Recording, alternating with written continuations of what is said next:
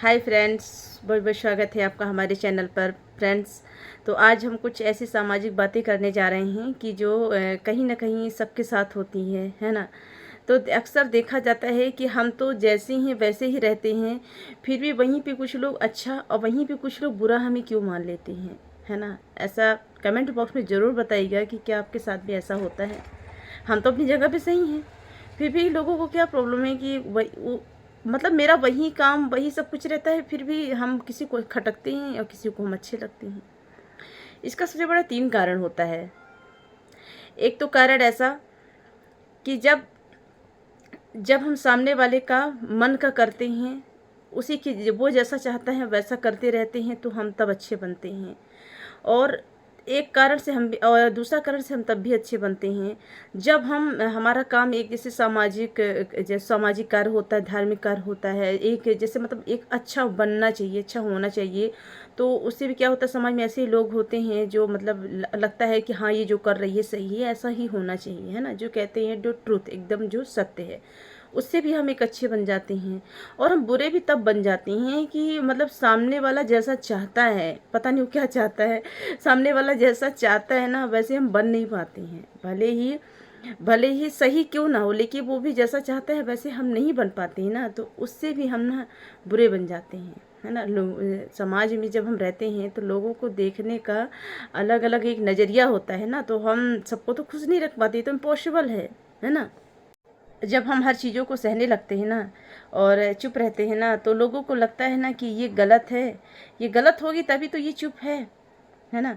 और जब लोगों के सवालों के जवाब जब मिलने लगते हैं ना, तो सब कुछ सही हो जाता है, फिर वहाँ पे सब बढ़िया रहता है। लेकिन जब तक चुप रहता है ना, लोग गलत ना करके भी चुपचाप सहते रहते हैं ना, तो वहीं पे तो थोड़ा सा वहीं पे लोगों को लगता है कि चुप है, कुछ बोल नहीं रहे हैं तो अच्छा है, बोले चलो, कुछ भी बोले चलो।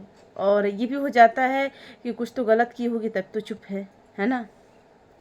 लोगों को जब सवालों के जवाब मिलने लगते हैं ना, तो वो भी सही हो जाते हैं, हम भी सही हो जाते हैं। लेकिन किसी भी चीज़ों को सहना ना अच्छा नहीं माना जाता है। किसी भी चीज़ों को ज़रूरत से ज़्यादा सहना किसी भी रिश्ते के लिए अच्छा नहीं माना जाता है ना।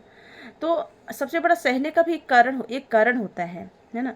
या तो लोग अपने रिश्तों को बचाना चाहते हैं, उससे भी सहते हैं, और या तो लोग बाग बदनामी के डर से भी सहते हैं, है ना।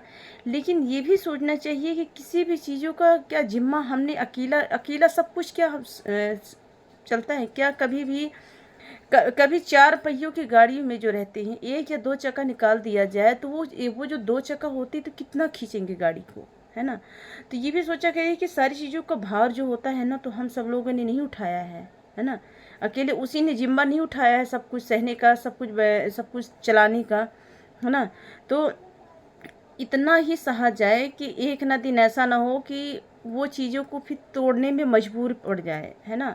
तो उतना ही सहे, भले ही 2-4 शब्द थोड़ा सा मन को हल्का कर लो, बोल के जो सही है उसको बोल के हल्का कर लो। लेकिन कभी किसी चीज़ों को, रिश्तों को तोड़कर ये कोई इसका सल्यूशन नहीं होता है ना।